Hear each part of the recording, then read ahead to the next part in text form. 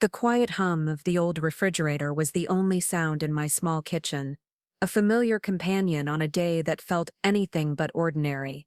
It was Thanksgiving, and for the first time in what felt like an eternity, my son was coming home. I never imagined that a simple, almost casual question he would ask later that day would be the thing to detonate my world, shattering every belief I held about my own life, that a single sentence would expose a lie so profound it had been quietly suffocating me for 2 entire years. For the past 24 months, my life had become a tightrope walk of careful calculations. As a janitor, my salary was barely enough to keep the lights on, let alone provide any comfort. I stretched every dollar until it was transparent, watering down my soup to make it last another day, and wearing the same threadbare coat through 2 winters that felt colder and harsher than any I could remember. My blood pressure medication, a vital lifeline, became a luxury I had to ration, cutting pills in half and praying my heart wouldn't notice the difference. Through it all, I whispered a mantra to myself in the lonely quiet of my house. It was all just temporary. Things had to get better. They just had to. My son, Ethan, was a testament to the fact that things could get better. He was a self-made millionaire, a force of nature who had built a corporate empire, Nexus Solutions, from a spark of an idea. At only 35, he was the head of a thriving tech consulting firm that provided livelihoods for over 200 people. The pride I felt for him was a fierce, bright thing, a warmth in my chest that often brought tears to my eyes. It almost made up for the fact that our relationship had dwindled to a series of brief, perfunctory phone calls. Our conversations were no longer about life, but about logistics, business meetings, client dinners, and upcoming flights. After his father passed away 3 years ago, Ethan had plunged himself into his work, using it as a shield against the pain. I understood. I really did. Grief carves a different path for everyone, and his was paved with ambition and long hours. That Thanksgiving morning, the air in my little house felt charged with anticipation. I had spent hours I barely had, and money I certainly didn't, to prepare all his favorite dishes. The grocery bill was a small, sharp pain in the back of my mind. It would mean sacrificing my own lunches for the next week, but it was worth it. I wanted, just for one day, for everything to be perfect. My kitchen, a space so small you could cross it in 3 steps, was overflowing with pots and pans, the air thick with the scent of roasting turkey and cinnamon. It had been 4 long months since I had seen my son in person, and the thought of his smile was the only thing that mattered. The sound of an expensive car engine idling outside sent a jolt through me. When Ethan walked through my front door, I was momentarily breathless. It wasn't just that he was handsome, it was the aura of wealth that clung to him. His watch was a sleek, silver marvel. His shoes, even his casual knit sweater, probably cost more than my monthly rent. Trailing behind him was Isabella, his wife of 3 years. She was a vision in a cream-colored coat that looked like it had been lifted directly from the pages of a fashion magazine. Her blonde hair styled into perfect waves that somehow defied the blustery November wind. "Oh my God, Mom, the house smells incredible," Ethan said, pulling me into a hug that felt both warm and brief. He stepped back almost immediately to help Isabella out of her coat, his attention already shifted. She offered me that polished, impeccable smile she always wore, but her eyes, as they swept over my humble living room, seemed to be taking inventory, calculating something I couldn't quite grasp. We sat down for dinner and the conversation flowed easily, though it felt like I was watching a movie of a life I wasn't part of.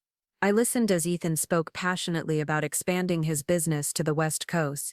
Isabella would chime in with perfectly timed anecdotes about their recent trip to Europe or the extensive renovations they were planning for their sprawling home. I just nodded and smiled, trying to push down the feeling that with every word, the chasm between my world and theirs grew a little wider.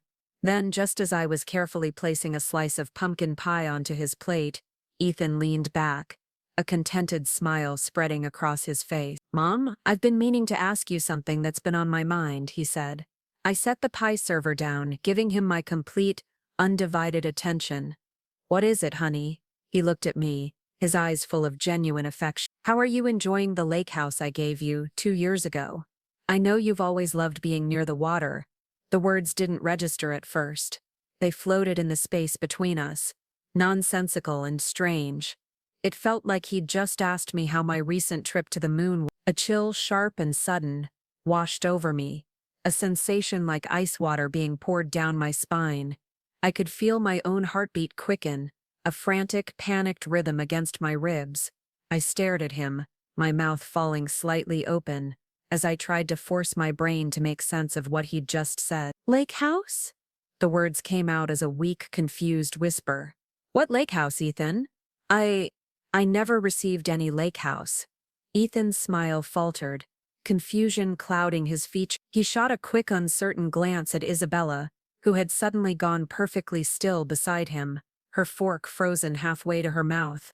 "The house on Willow Creek Lake," Ethan clarified, his voice losing its earlier warmth. He leaned forward slightly, his brow furrowed in concentration, as if he were trying to solve a complex business problem. "I had the title transferred directly into your name for your birthday 2 years ago. I remember it clearly. Don't you remember, Mom?" A wave of dizziness washed over me. I shook my head, a slow, deliberate movement, because I was afraid any sudden motion might make me faint. "Ethan, I swear to you I would remember receiving a house. That's not something a person forgets.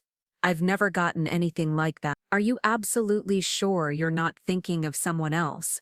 Suddenly there was a clatter as Isabella shot to her feet, her napkin tumbling unnoticed to the polished floor.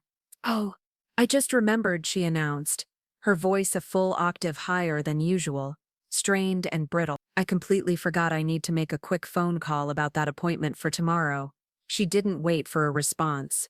She turned and walked quickly toward the kitchen, pulling her phone from her purse as she went. There was something about the frantic energy in her steps, an urgency that felt entirely wrong.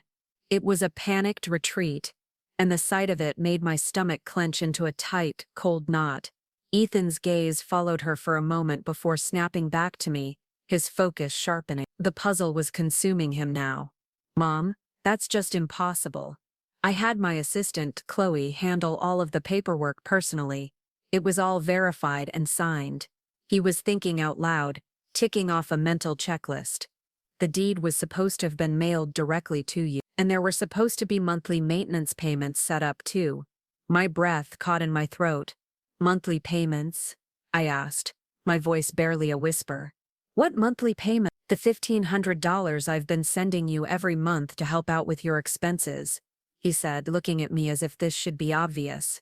"My assistant assured me that you were receiving everything without any issue."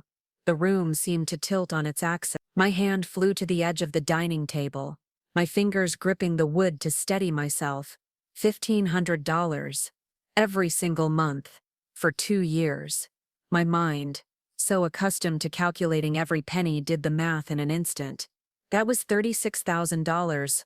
Oh my God, $36,000. It was a sum so vast, so life-altering, that I could barely comprehend it. It was enough money to have changed absolutely everything for me. It was the medicine I needed without having to split the pill. It was the new tires for my car so I wouldn't have to pray every time it rained. It was the freedom to walk into a grocery store and buy what I wanted, not just what I could afford.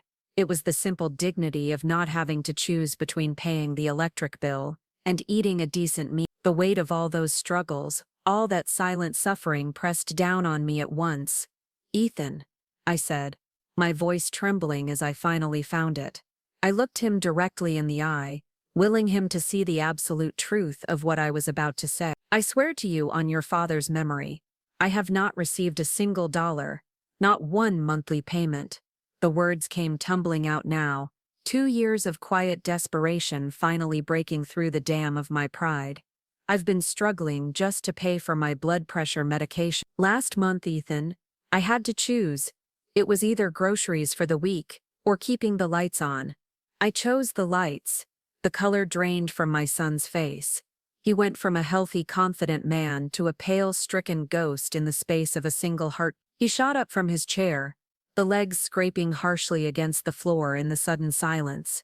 "That's impossible," he choked out, his voice a raw whisper of disbelief.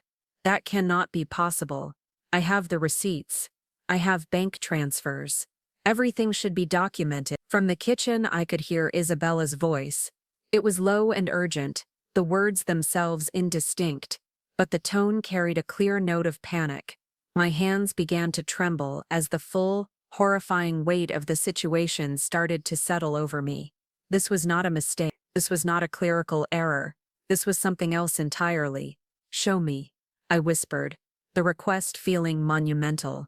"Show me the paperwork." Ethan was already fumbling for his phone, his thumb swiping frantically across the screen, his breathing growing more ragged with each passing second. "I have copies of everything at home," he said, his voice laced with a rising desperation. "The deed transfer, the payment confirmations. Mom, if you haven't been getting this money, then where in God's name has it been going?" As the question hung in the air, heavy and poisonous, we both turned our heads toward the kitchen at the exact same moment. Isabella's hushed, frantic talking had stopped. The silence that replaced it was deafening. It was thick with guilt. It was an answer all by itself. I stood up, my legs feeling unsteady beneath me, as if the floorboards themselves had become unreliable. I walked toward the kitchen doorway, Ethan right beside me. Isabella was standing by the sink, her back to us, the phone pressed tightly against her ear. She wasn't speaking, though. She was just listening, or perhaps pretending to listen. When she heard our footsteps on the linoleum, she spun around, startled. Her face was flushed a deep mottled pink, and her eyes were wide. "Everything okay?" Ethan asked. His voice was flat, devoid of its usual warmth. It was a tone I had rarely heard, the voice he reserved for difficult business meetings, when he suspected a partner was not being entirely truthful. Isabella attempted that polished smile again, but it looked strained now, fragile. "Of course, darling. Just confirming our dinner reservations for tomorrow night."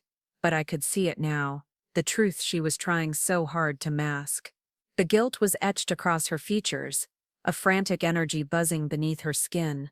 She couldn't quite meet my eyes, her gaze darting nervously around the room. Her fingers were twisting her wedding ring, over and over, a nervous tick I had never noticed before.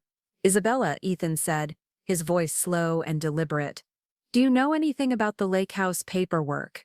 You helped coordinate with Chloe on several things around that time." The silence that followed felt endless. It stretched like a taut wire between the three of us, vibrating with tension, ready to snap. Isabella's mouth opened, then closed. No words came out. In that moment, looking at her perfectly made-up face crumpling under the weight of my son's question, I knew with a sickening certainty that she had, in some impossible way, taken what was meant for me. The Thanksgiving dinner I had scrimped and saved for, the day I had worked so hard to make perfect, was unraveling into a nightmare. Isabella stood frozen in the kitchen doorway, her hands, usually so graceful, now clasped so tightly that her knuckles were white. Ethan just stared at his wife, his expression a frightening mixture of bewilderment and dawning suspicion. "Isabella," I said, surprised by the steadiness of my own voice when I felt anything but steady inside. "Where is my lake house?" She swallowed hard, her eyes darting between Ethan and me like a trapped animal seeking an escape route. There must be some misunderstanding, Eleanor. Maybe the paperwork got lost in the mail, or perhaps there was an error at the bank. These things happen all the time." But even as the excuses tumbled out of her mouth, I could see the lie festering in her eyes. I had spent 15 years working as a janitor, cleaning corporate offices late into the night. You learn a lot about people when you are invisible to them. You hear conversations they assume are private. You see how they behave when they think no one of importance is watching. I had learned to read the subtle shifts in body language, the flicker of dishonesty. Isabella was lying, and frankly she wasn't very good at it. Ethan pulled out his phone again, his movements sharp and decisive. "I'm calling Chloe. She handled all of this personally. She will have the records." "No, wait," Isabella said quickly, stepping forward, her hand outstretched as if to physically stop him. "Ethan, please, maybe we should discuss this privately first. Your mother has been through so much, and I really don't want to upset her more if this is all just a simple administrative mix-up." A cold, hard anger began to build in my chest, pushing aside the confusion and the hurt. Upset me more. I thought about the countless nights I had eaten crackers and peanut butter for dinner so I could afford my utilities, while she wore designer clothes and jetted off to European vacations. But I kept my voice calm, refusing to let her see how deeply her hypocrisy cut. "Isabella, honey," I said, the endearment sounding hollow in my own ears. "I think we are well past worrying about upsetting me. I need to know where my house is, and I need to know where my money is." Ethan was already dialing. The phone rang only once before I heard a brisk professional voice on the other end. "Chloe, it's Ethan Vance. I need you to pull up the paperwork for the lake house I purchased for my mother 2 years ago. Right now." There was a brief pause, the sound of clicking keys on the other end. Ethan put the phone on speaker, and Chloe's voice filled the tense space of my kitchen. "Of course, Mr. Vance. I have the file right here. The property at 20 Willow Creek Drive. The deed was transferred to Eleanor Vance on November 15th, 2 years ago. I have copies of all the signed documents ready to send over." My heart pounded against my ribs. That was my name, Eleanor Vance. It was my address for the paperwork, yet I had never signed a single document. And the monthly payment? Ethan asked, his gaze fixed on Isabella, who seemed to be physically shrinking before my eyes. "All processed exactly as requested, sir," Chloe chirped, completely unaware of the crisis she was confirming. $1,500 transferred on the 1st of every month to the account you specified. The account holder is listed as Eleanor Vance, routing number ending in 4782. I felt the last of the blood drain from my face. The room spun slightly. "That's not right," I whispered. "I don't have an account ending in 4782. My account ends in 956.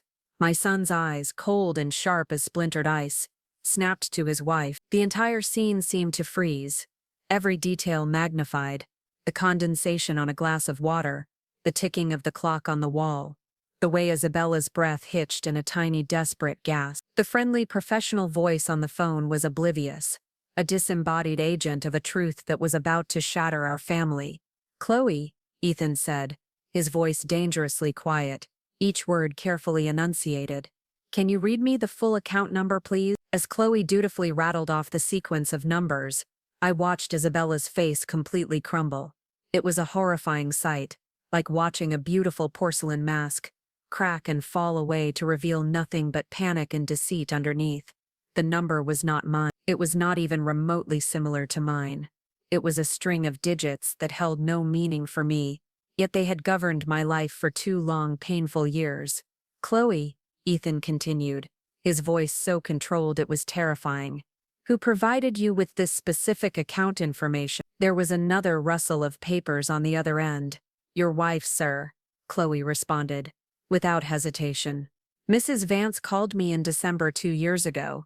She said there had been a change in your mother's banking information, and that I was to use a new account going forward. She provided the new routing and account numbers herself, and asked me to update all the records to assure the payments went through smoothly." The phone slipped slightly in Ethan's hand. He steadied it, his knuckles white. Isabella made a small, wounded sound in the back of her throat, a choked-off sob of someone who has been caught with no place left to run. "And the deed," Ethan pressed on, relentless. "Where was the physical copy of the deed mailed to?" "The address Mrs. Vance provided," Chloe said. "Let me just see here. Yes, 847 Ashworth Avenue, apartment 2B. I had never lived on Ashworth Avenue. I had been in the same small rented house for 10 years. A fact Isabella knew as well as she knew her own name. Ethan hung up the phone without another word. The silence that descended was absolute and suffocating, heavier than any sound could ever be. He didn't look at me. His entire focus was on Isabella, his face a complete and utter blank. Somehow that emptiness was more terrifying than rage would have been. "Explain," he said. It was not a request. It was a command. That single word was all it took to break her. Isabella's carefully constructed composure finally shattered into a million pieces. Tears, real and hot, began to stream down her cheeks, but they didn't look like tears of remorse. They looked like the tears of a panicked gambler who had just lost everything on a final desperate bet. "Ethan, you have to understand," she sobbed, her voice pleading. "My parents, they were about to lose their house, they're elderly, and my father's medical bills were bankrupting them. I just borrowed the money. It was only supposed to be temporary. Borrowed? I whispered, the word tasting like poison in my mouth. My own struggles, my own silent fears over medical bills, flashed before my eyes. You mean stole? No. Her voice rose, becoming shrill. I was going to pay it back. I swear I was. I just needed a little more time. And the lake house, it's not like you were even using it, Eleanor. Her eyes met mine, a desperate, frantic appeal for an understanding I could not give. My family, they needed a place to stay while they got back on their feet. It was just sitting there, empty. Something inside my chest cracked. A sharp, physical pain of betrayal. Not like I was using it. The callousness of her words struck me like a physical blow. Isabella, I said, my voice shaking with a fury I didn't know I possessed. I have been working double shifts cleaning toilets to afford my prescriptions. I have been eating one meal a day some weeks to make my grocery money last. I haven't been able to turn my heat above 60 degrees all winter because I was terrified of the electric bill. I took a shaky breath, the full scope of her cruelty settling in. You didn't just borrow from me. You left me to suffer while your family lived in my house on my money. Ethan was staring at his wife as if she were a complete stranger. The woman he had loved and trusted was gone, replaced by someone he didn't recognize at all. Isabella, he said, his voice cracking with emotion. My mother could have died. What if she'd had a stroke from the high blood pressure she couldn't afford to treat? What if she'd had a medical emergency? But she didn't. Isabella cried out desperately, as if that made everything okay. She's fine. She's healthy. My father has diabetes and a heart condition. He needed the money more. The sheer breathtaking selfishness of that statement left me speechless. Fine and healthy. I thought about the long nights I had lain awake, my chest tight with a stress so profound I was sure I was having a heart attack, wondering how I would pay for my next refill. I thought of standing in the grocery store aisle with a calculator, shamefully putting items back on the shelf because I was a few dollars short. Where is my house now? I asked, my voice barely above a whisper. Isabella wiped her nose with the back of her hand, smearing her expensive makeup. My parents are living there, she mumbled. And my brother and his family. They've been renovating it, Ethan said flatly, a horrifying new layer of the deception clicking into place. Making improvements. With my money. Isabella just nodded miserably, her shoulders slumped in defeat. I sank into the nearest kitchen chair, a sudden, bone-deep exhaustion washing over me. For 2 years I had made excuses for my son's distance. He was busy. His success was demanding. He didn't need to worry about his old mother anymore. I had been proud of his independence, even as I battled my own loneliness and fear. But it was all a lie. All this time he thought he was taking care of me. He thought I was comfortable, safe and secure in the house he had bought for me. He thought he was being a good son. Mom, Ethan said, turning to me, his voice thick with a pain that tore at my heart. I'm so sorry. God, I thought you were okay. I thought you had everything you needed. I looked at my son, this powerful man who had built an empire, and in that moment, all I could see was the little boy who used to promise he'd always take care of me when he grew up. He had tried to keep that promise. The woman he had trusted with his heart had stolen it from both of us. Of course. Here is the next section. My gaze drifted from my heartbroken son to the woman who was still weeping by the kitchen sink. The sound of her sobs grated on my nerves, a performance of sorrow that I could no longer believe was genuine. This was not the sound of regret. It was the sound of consequence. How much? I asked, my voice flat and devoid of emotion. I looked directly at Isabella, cutting through her performance. How much of my money did you take? She was quiet for a long moment, her shoulders shaking. Her answer, when it finally came, was a barely audible whisper, a confession swallowed by shame. All of it. All of it. 2 years of monthly payments. $36,000. I thought about the sheer scale of the lie. The initial theft might have been an impulse, a desperate act to help her parents, as she claimed. But what followed was not. The second month, and the third, and every month after that for 2 years. Those were choices. The forged signature, the fake address, the lies she told Chloe. The stories she told Ethan, each one was a calculated decision. She had built a fortress of deceit, brick by brick, while I shivered in my little house counting pennies for grocery. And then there was the house itself. A property probably worth at least $200,000 more. My house. My son's gift. Her family had been living like royalty on a foundation of theft, on money that was meant to keep me from the cold grip of poverty. Ethan stood up slowly, his movements careful and unnervingly calm. He walked over to where Isabella stood and stopped a few feet away from her. When he spoke, his voice was final. "Isabella, pack your things. I want you out of my house tonight." "Ethan, please," she begged, her act of contrition turning into a desperate plea for mercy. She reached for him, her hands grasping at the sleeve of his expensive sweater. "Please, we can fix this. I know we can. I'll make it right. I'll find a way to pay your mother back. I swear." He recoiled from her touch as if her hand were on fire. "With what money?" he asked, the question laced with a bitter irony. "You haven't worked a single day since we got married. Every single thing you own, every luxury your family has been enjoying, was stolen directly from my mother." He took a step back, putting more distance between them, his face a mask of cold resolve. "There is nothing to fix. This is over." I watched as my daughter-in-law, the woman I had welcomed into my family, completely fell apart. Her cries intensified, echoing through my small dining room, a sound of utter devastation. And as I sat there, a witness to the demolition of my son's marriage, I felt absolutely nothing. No pity for her plight, no satisfaction in her downfall. There was only a vast hollow emptiness, where my trust in her used to be. For 2 years, she had looked me directly in the eye, asking about my health, complimenting my cooking, all while knowing she knew I was struggling. She knew I was rationing medication. She sat at this very table, a guest in my home, fully aware that her family was living in a life of comfort and luxury at my direct and painful expense. As Isabella's sobs filled the room, a sound that would forever be entwined with my memory of that day, I realized this Thanksgiving would indeed be unforgettable.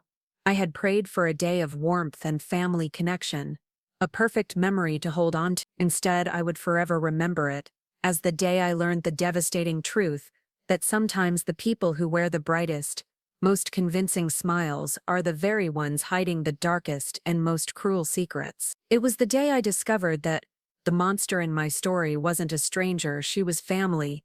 When Isabella finally left that night, her pleas for a forgiveness that neither Ethan nor I had the capacity to give trailing behind her, my little house felt profoundly different. It was quieter, but it was not the quiet of peace.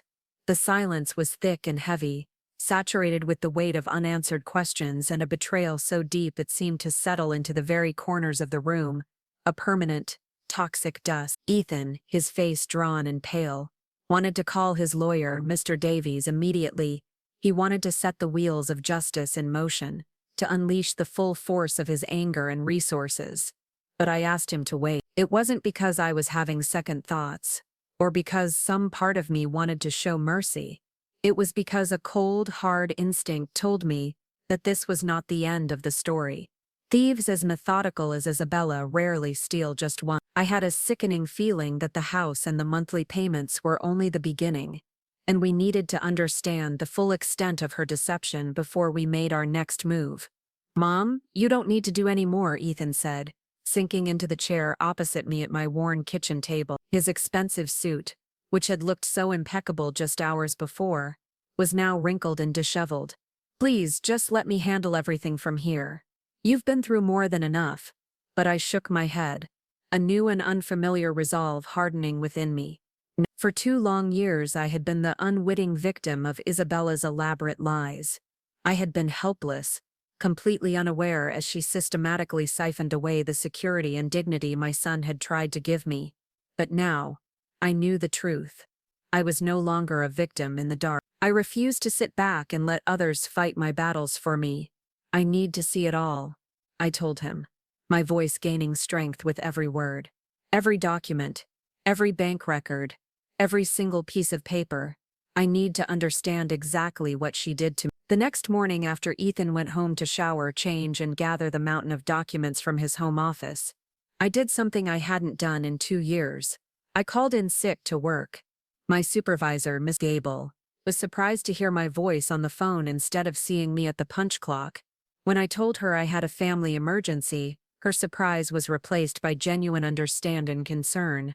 If only she knew the half of it. Ethan returned a few hours later, his face etched with a grim determination. He carried 2 large boxes overflowing with files and his laptop. We spread everything out across my small dining table, the very same table where Isabella had sat just hours before, playing the part of the devoted daughter-in-law while her web of crimes was beginning to unravel. The sheer volume of paperwork was staggering. The first document we examined was the deed to the lake house. And there it was, my name, Eleanor Vance, signed on the transfer of ownership line of a document I had never ever seen before in my life. But as I stared at the signature, a cold feeling washed over me. Something was profoundly wrong. "This isn't how I sign my name," I said, my finger tracing the elegant, unfamiliar script. "Look at the E in Eleanor. I always make it with a little loop at the start, from the bottom up. This one is just 2 straight, sharp lines.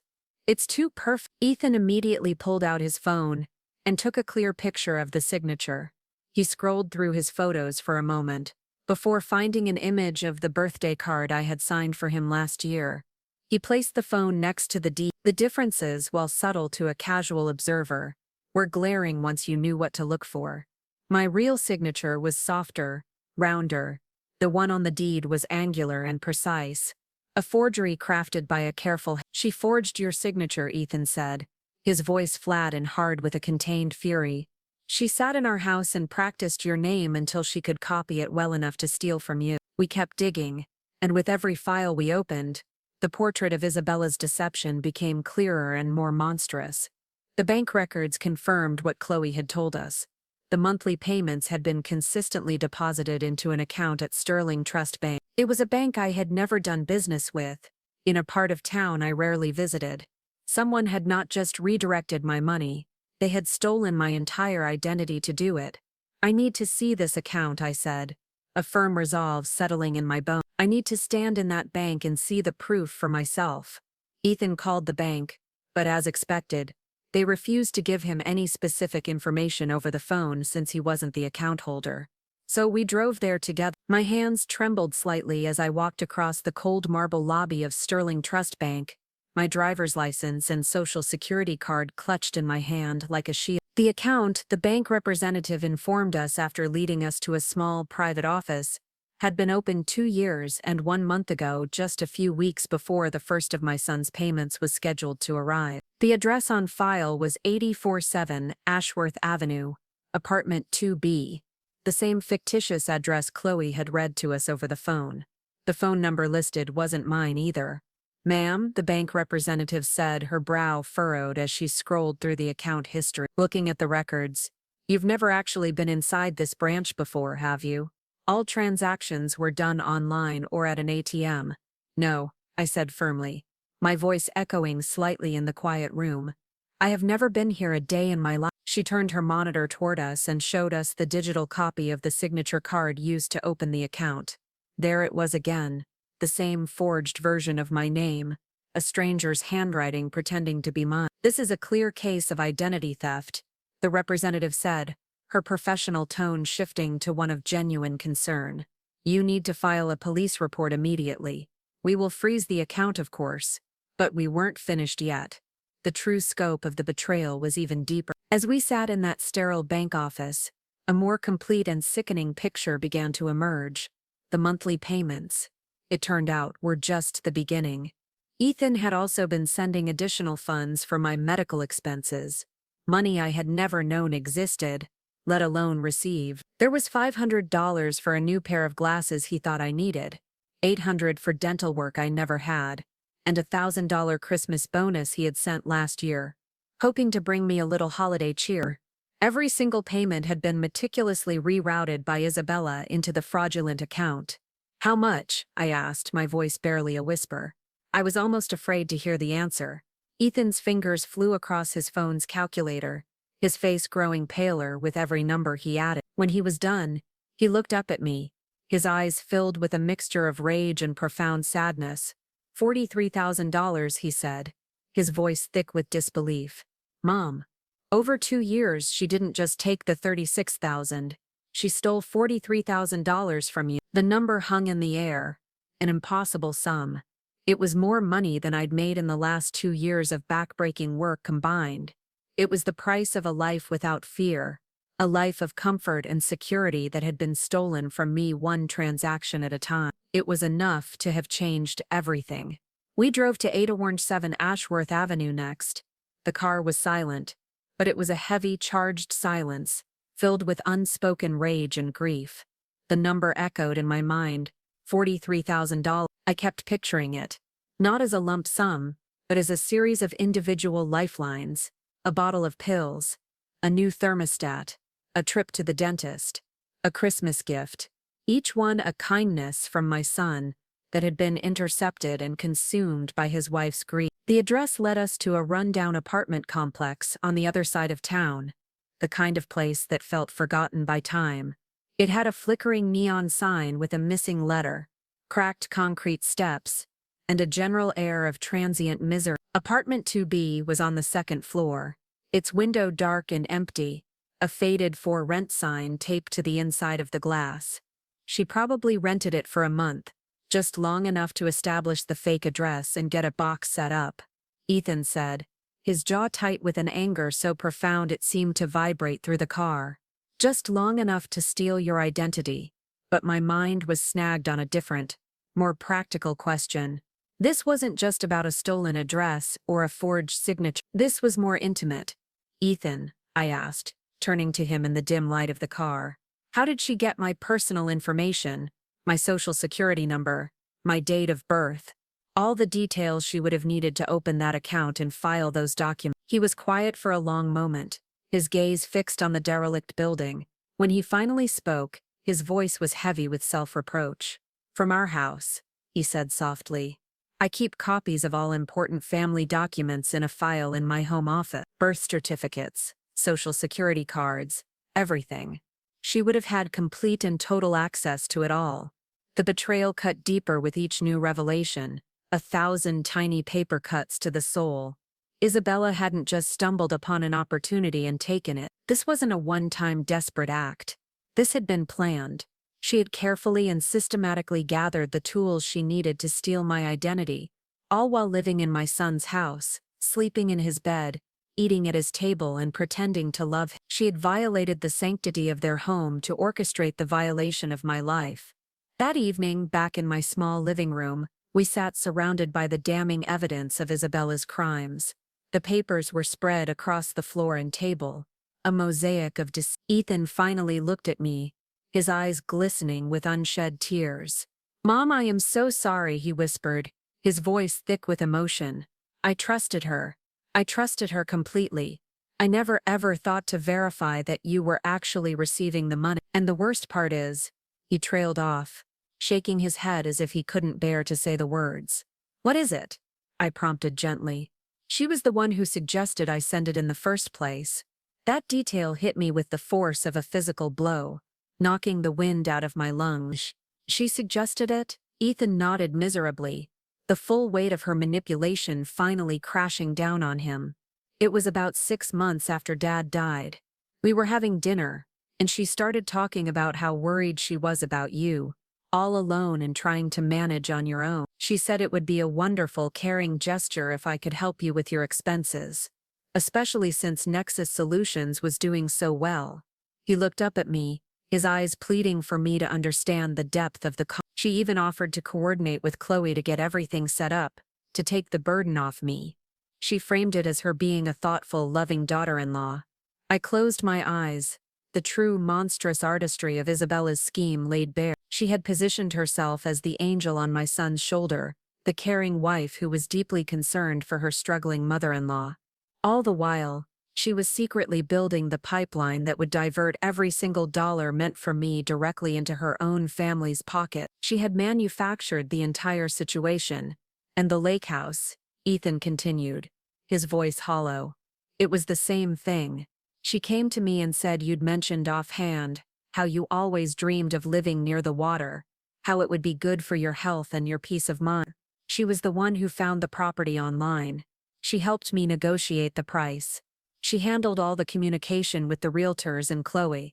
Isabella had played my son like a finely tuned violin, using his deep and genuine love for me as the bow. She had made him feel like a generous, dutiful son, all while she was systematically robbing me of every gift, every kindness, every dollar he had tried to give.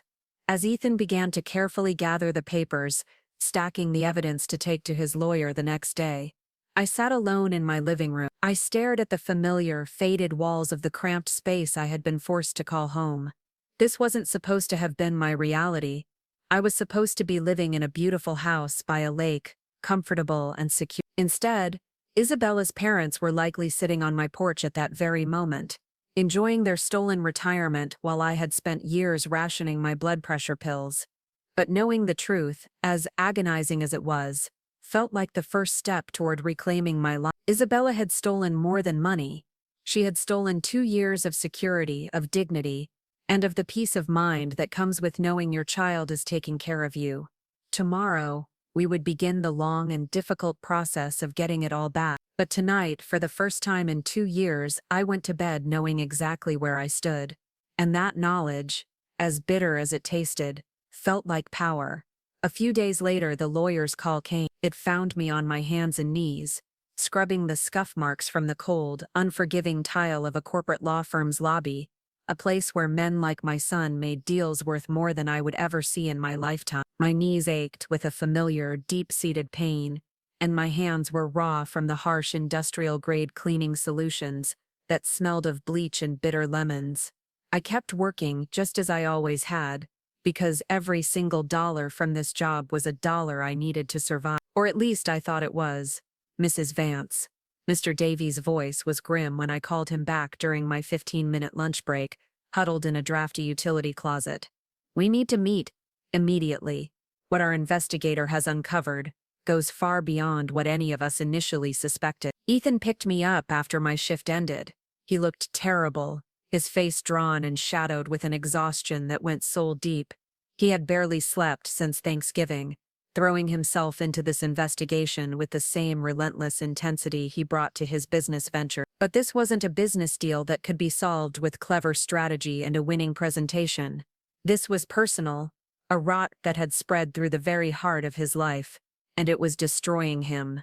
In the lawyer's plush, wood-paneled office, we sat across from Miss Davies as he laid out a file on his mahogany desk. It was thick with documents, printouts, and sworn statements, a testament to Isabella's boundless treachery. Isabella didn't just steal from you, Eleanor, he began, his expression somber. She has been running what amounts to a small-scale fraud operation, and she has been using your identity as her primary tool. The room seemed to sway, and I gripped the leather arms of my chair.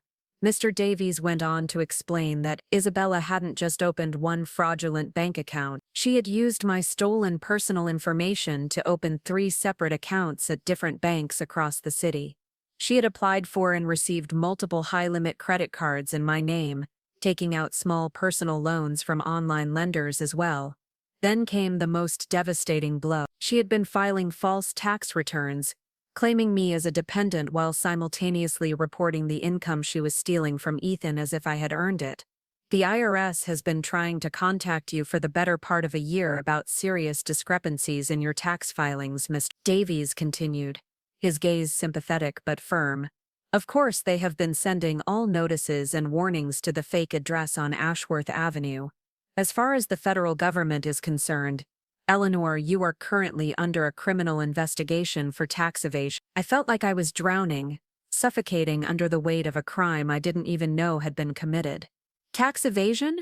My voice was a strangled gasp. But I filed my taxes honestly every single year of my life. We know that now, the lawyer said gently, but the IRS doesn't. From their perspective, you have been deliberately hiding tens of thousands of dollars in income. Isabella has created a perfect storm of legal trouble for you. Ethan's hands, resting on the desk, were clenched into tight, white-knuckled fists. "How much?" he asked, his voice a low growl. "How much did she steal in total?" Mr. Davies flipped through several pages of spreadsheets, his finger running down a column of damning figures. He tallied the original $43,000 from Ethan, then added the credit card spending, the loan proceeds, and the fraudulent tax refunds she had pocketed. "We are looking at a figure of approximately $78,000. The number struck me with the force of a physical blow. $78,000. I made $18,000 a year scrubbing floors. Isabella had stolen more than 4 years of my entire salary, 4 years of my life's work without lifting a finger. And the house," I asked, my mind reeling. "What happens to my house?" "That," Mr. Davies said, with a sigh, "is where it gets more complicated. The property is, in fact, legally in your name, Eleanor, based on that forged deed. The problem is that Isabella's family has been living there and they've been using the money she stole from you to make significant improvements, which has actually increased the property's value." I pictured Isabella's parents, a quiet, unassuming couple I had only met twice at family gatherings. They had seemed nice, almost overwhelmed by their daughter's sudden wealthy lifestyle, but so grateful for what they believed was her generosity. Had they had any idea that they were living in a house stolen from their son-in-law's own mother? "Can we get it back?" Ethan demanded. "Yes," Mr. Davies affirmed, "but we have to involve law enforcement now. This has escalated far beyond a civil matter. We are dealing with multiple felonies, criminal fraud, aggravated identity theft, and tax evasion. Isabella could be facing serious prison time." I was quiet for a long moment, thinking of the woman who had wept at my dining table just a few days ago. Her tears had seemed so real then. Now I wondered if they were just another tool in her manipulative arsenal. "What about her family?" I asked quietly. "Her parents, her brother, his children." Mr. Davies's expression was firm. "They will have to vacate the property immediately. If they can prove they were unaware that the funds were stolen, they will likely avoid criminal charges themselves. But they cannot, under any circumstances, keep what was purchased with the proceeds of a crime." Ethan was staring out the window at the bustling city below, his jaw clenched. "Where is Isabella now?" "Our investigator confirmed her location this morning," Mr. Davies said. "She's staying with her parents, at the lake house." "So, she ran straight back to the scene of the crime," Ethan said, a bitter, humorless laugh escaping his lips. "Straight to the people who have been living off my mother's stolen money." "Of course she did. That afternoon we drove to Willow Creek Lake. A confrontation was inevitable. The truth was out, and now it was time for justice." I had never seen the house that was supposed to be mine, the house that had existed only in my son's intentions and my daughter-in-law's greed. As we turned into the long, winding driveway, I gasped, despite myself. It was beautiful. A sprawling single-story ranch-style home, painted a soft, welcoming gray with crisp white trim. Large windows overlooked the shimmering water of Willow Creek Lake, and the entire property was surrounded by mature oak trees and gardens that were impeccably maintained. A stone pathway led to a handsome front door. This was the peace Ethan had wanted for me. This was the comfortable, serene place where I could have spent my retirement years watching the sunset over the water, instead of worrying about whether I could afford my next meal. The sight of it, so lovely and so stolen, filled me with a profound and bitter sadness. Isabella's father answered the door. His face, kindly and weathered, fell the moment he saw Ethan and me standing on the porch. There was no surprise in his eyes, only a deep, weary resignation. "Oh," he said quietly, his shoulders slumping. "We've been expecting you." Isabella appeared behind him a moment later, a ghost in her own stolen paradise. She looked smaller and younger than I had ever seen her, stripped of her designer clothes and confident aura. She was wearing simple jeans and an old faded sweater, and her face was pale and puffy from crying. "Eleanor," she said, her voice barely a whisper. "I'm so sorry." I looked at her, at this woman who had smiled at me across countless dinner tables while meticulously dismantling my financial security and my identity, and I felt nothing but a cold, hard anger. The part of me that was capable of feeling pity for her had been scorched away by the sheer scale of her betrayal. Are you? I asked, my voice level and steady. Are you really sorry, Isabella? Or are you just sorry that you finally got caught? She started to cry again, the tears flowing freely, but I wasn't moved. I had seen her tears before. I had even felt sorry for her in the past, believing she was lonely when Ethan worked long hours. Now I saw her grief for what it was, self-pity. I never meant for it to go this far, she sobbed, the same tired excuse she'd used before. It started with just borrowing the first payment to help my parents with their mortgage. I was going to put it back before anyone noticed. But you didn't, did you? Ethan's voice was like ice, cutting through her pathetic excuses. You didn't put it back, you took more. And then you took more. You stole my mother's identity. You forged her name. You filed false tax returns. And you opened credit cards in her name. That is not borrowing, Isabella. That is fraud. That is a crime. A woman who I recognized as Isabella's mother appeared in the doorway behind her, her face a mask of confusion and distress. We didn't know, she said desperately, her eyes pleading with us. We swear we didn't know. We thought Ethan was just being generous, helping us out during a difficult time. Isabella told us he had insisted on buying the house for us, as a gift. I looked at this older woman, a woman close to my own age, and in her eyes I saw genuine shock and horror. She hadn't known. Her husband hadn't known. They had been living a lie, unwitting beneficiaries of their daughter's elaborate crimes. The IRS thinks I'm a tax cheat because of what your daughter did, I said quietly, my words dropping into the conversation like stones into a still pond. The federal government is investigating me. I could go to prison, Mrs. Hayes, because your daughter filed false returns in my name. Isabella's mother gasped, pressing a hand to her mouth in utter disbelief. Oh my God, she whispered, turning to her daughter. Isabella, what have you done? But Isabella just kept crying. A broken record of excuses and apologies that meant nothing now. She'd had 2 years to confess, 2 years to make things right. Instead, she had chosen to dig the hole deeper with every passing day. Just then another car pulled into the driveway. Mr. Davies stepped out, carrying a thick leather briefcase. He walked up the stone path and joined us on the porch, his presence shifting the dynamic from a messy family drama to an official legal proceeding. He nodded at me and Ethan before turning his attention to Isabella's parents. Mr. and Mrs. Hayes, he said, his voice calm and professional. I'm going to have to ask you and your family to vacate this property within 30 days. Furthermore, everything that was purchased with the fraudulent funds will need to be returned or compensated for. As I watched Isabella's family absorb the full devastating reality of their situation, I felt something I hadn't expected, a quiet sense of relief, not satisfaction, not a thirst for revenge, just a profound relief that the truth, in all its ugly detail, was finally out in the open. The police will be arriving tomorrow to arrest Isabella, Mr. Davies continued, his gaze falling on her. I would strongly recommend she turn herself in voluntarily this evening. Isabella looked up at Ethan, her eyes wide with a final desperate appeal. Please, she begged. Ethan, please don't let them arrest me. I'll pay everything back. I promise. I'll get a job. I'll work day and night. Ethan shook his head slowly, a deep sadness in his eyes. With what skills, Isabella? You've never had to work a day in your life. You don't even know how. All you know how to do is As we turned to leave, I looked back one last time at the beautiful house that should have been my home. Soon it would be, but it felt hollow now, forever tainted by the memory of how it had been stolen. Mom, Ethan said gently as we drove away, the silence in the car no longer angry, but simply sad.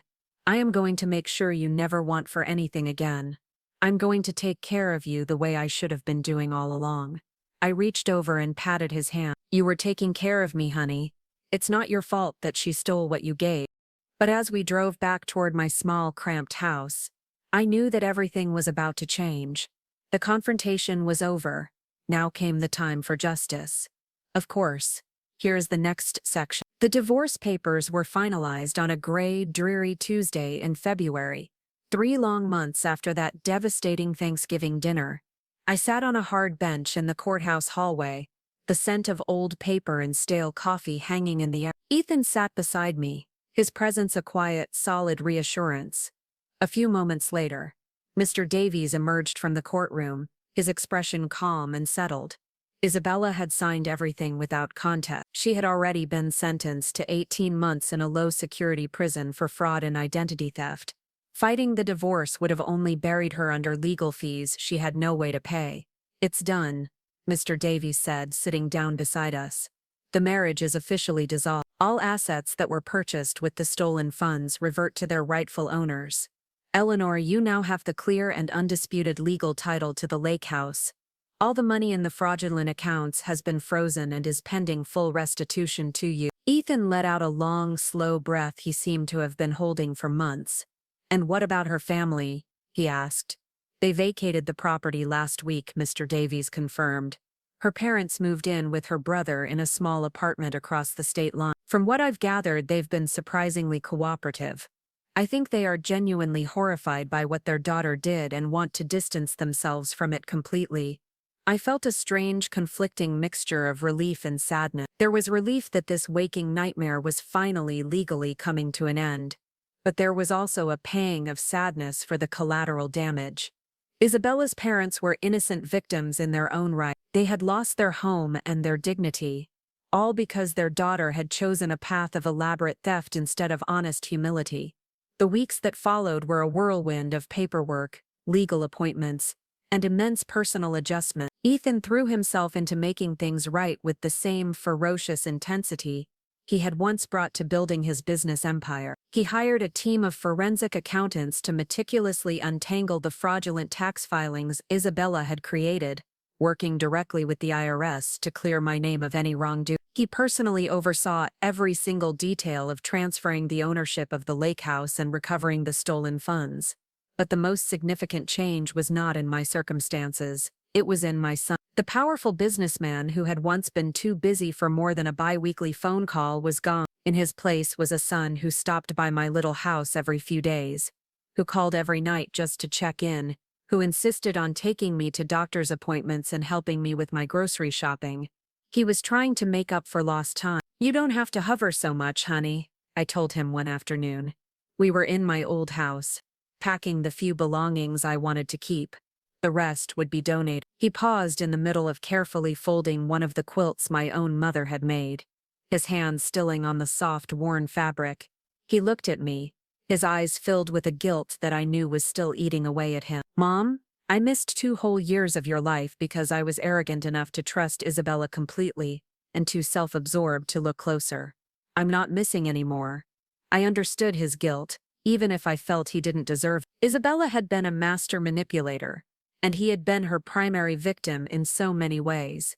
But I also knew that trust, once shattered so completely, takes a long time to rebuild, especially trust in your own judgment. Moving into the lake house felt completely surreal. The place was undeniably beautiful, but it was haunted by the weight of everything that had happened. I had to admit, Isabella's family had taken excellent care of it. The gardens were thriving, the interior was clean and updated, and they had added a magnificent screened-in porch, overlooking the water that I fell in love with the moment I saw it. Yet it still felt like I was moving into someone else's life, a life built on my suffering, rather than reclaiming my own. "We can change anything you want," Ethan said as we walked through the spacious rooms together. "New furniture, different paint on the walls, whatever it takes to make it feel like your home." I appreciated his thoughtfulness more than words could say, but I wasn't sure that new curtains could ever fully erase the knowledge that another family had lived here comfortably while I was 50 miles away, deciding whether to buy food or medicine. The financial restitution was even more complex. A kind financial advisor Ethan hired for me explained that untangling the accounts was a forensic nightmare. When it was all said and done, I would receive not just the original money my son had sent, but also accumulated interest and additional compensation awarded for the identity theft. The final number, she projected, would be close to $95,000. The amount was so large I couldn't wrap my head around it. It was a fortune. It was enough to live comfortably for the rest of my days, to never again worry about a utility bill, to actually enjoy my retirement instead of working until my body finally gave out. But the money felt strange, tainted by its sordid history. I found myself in quiet moments, almost missing the stark simplicity of my old life. It had been hard, but at least I knew where I stood. The hardest part, however, was the community's reaction. In a town our size, Isabella's arrest and trial had been front-page news. People I'd known for years would stop me in the grocery store, their expressions a mixture of pity and morbid curiosity. Some were deeply sympathetic, others seemed suspicious, as if they couldn't quite believe a person could be so thoroughly deceived. The worst, though, were the people who acted like I had won the lottery. "Well, at least it all worked out for you in the end," one of my old neighbors said cheerfully over the fence one day. "Now you're sitting pretty by the lake." I wanted to shake her. I wanted to explain that having your identity stolen and being systematically robbed for 2 years by a family member isn't something that just works out. But I just smiled, kept my mouth shut, and focused on rebuilding. The first night I spent alone in the lake house, I sat on the screened porch with a cup of tea, watching the sun bleed across the water in strokes of orange and purple. The view was breathtakingly peaceful, but I felt oddly detached, like a visitor in someone else's dream. My phone rang, and Ethan's name glowed on the screen. "How are you feeling, Mom?" he asked softly. I looked out at the darkening lake, trying to find the right words for the storm of emotions inside me. "Grateful," I said finally, "and sad, and angry, and confused. Sometimes, all at once." "That sounds about right," he said. After a moment of silence, he added, "You know, she had dozens of opportunities to confess, to make it right. And every single time she chose to dig the hole deeper." He was right.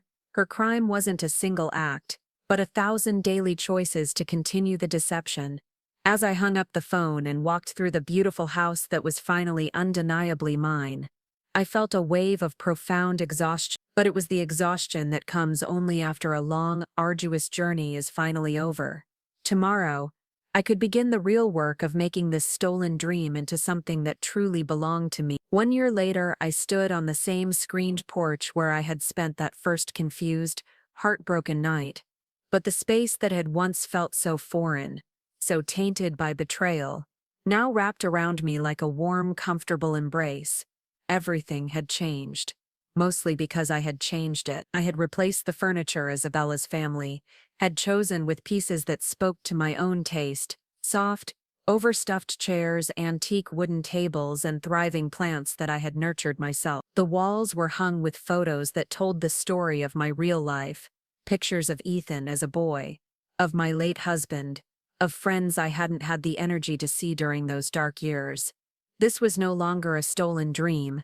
It was my home. The morning routine I had developed had become sacred. Coffee on the porch as the sun crested the trees, watching the mist rise off Willow Creek Lake, and the water change from deep gray to sparkling blue.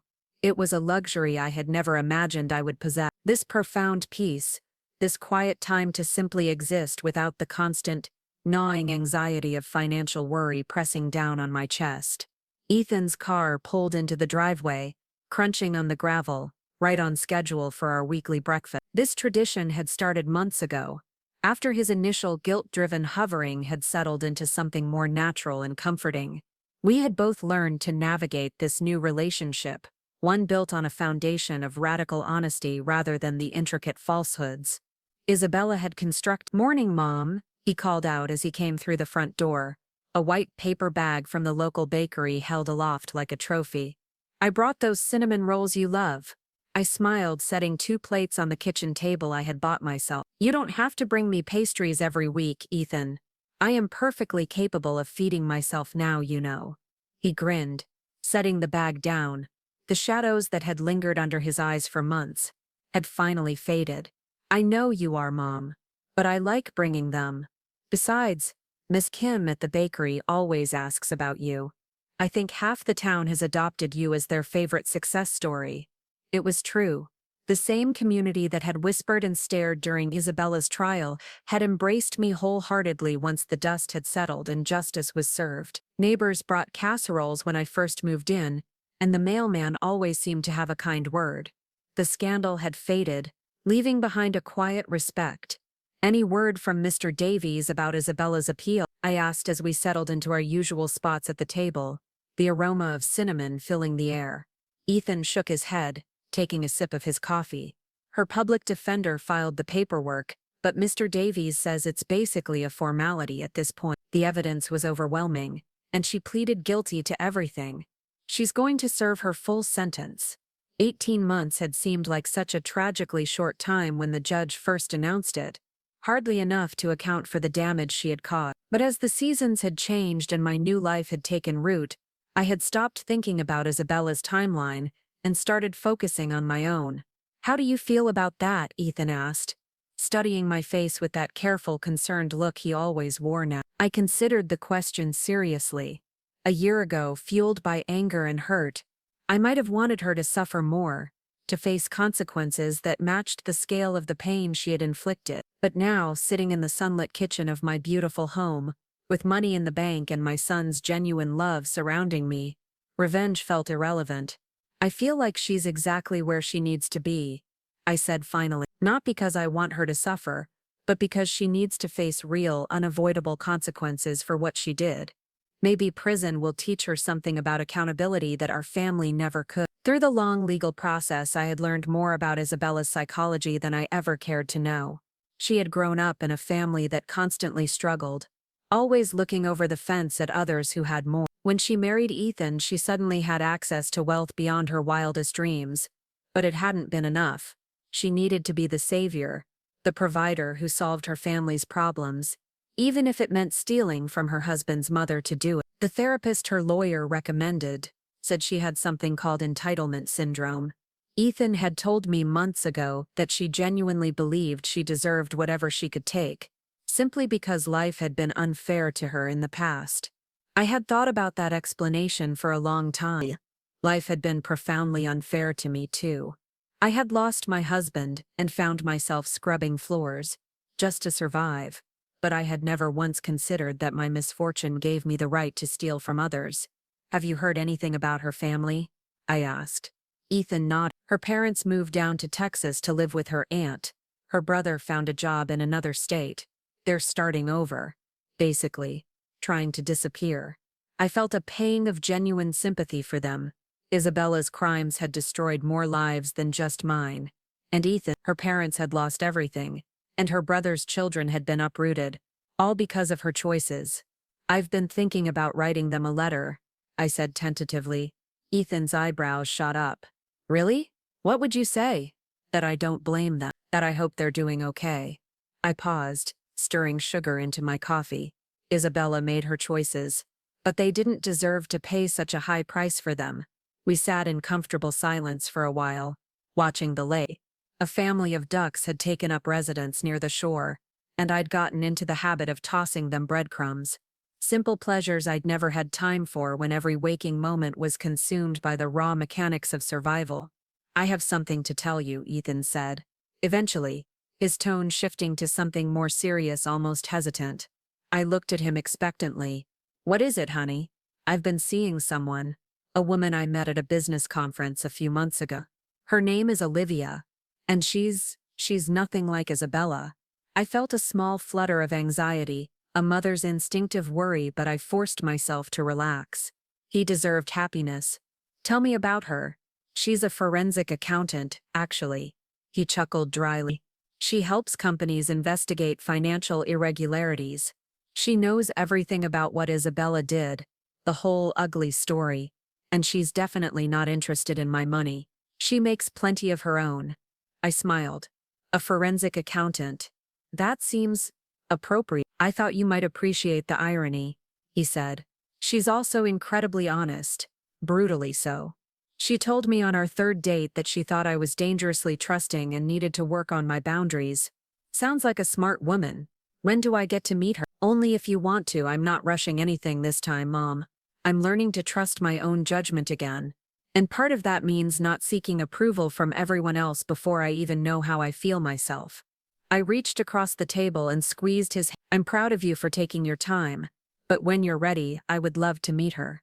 After Ethan left, I took my usual walk around the property. The gardens Isabella's family had planted were thriving under my care, but I had added my own touches.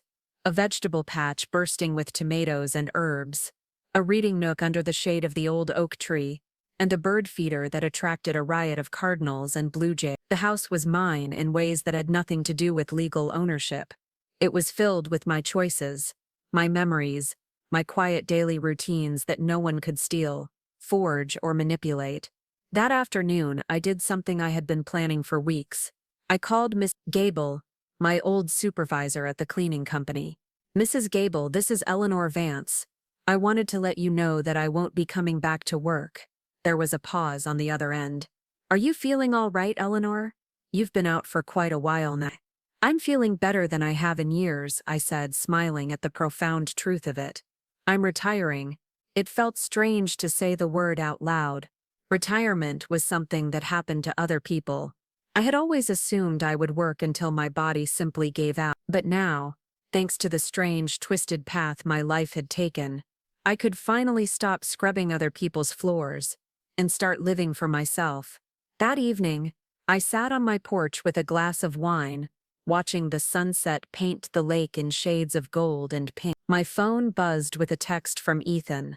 "Olivia wants to know if you like Italian food. She's thinking of cooking for you next weekend."